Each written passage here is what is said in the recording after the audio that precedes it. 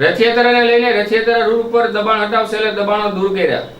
ભાવનગર શહેરમાં ભગવાન શ્રી જગન્નાથજીની રથયાત્રા નીકળનારી છે, જેને લઈને મહાનગરપાલિકાના એસ્ટેટ વિભાગ અને દબાણ હટાવ સેલે રથયાત્રા રૂટ પરથી નડતર દબાણો દૂર કરી રસ્તો ખુલ્લો કરવામાં આવ્યો હતો।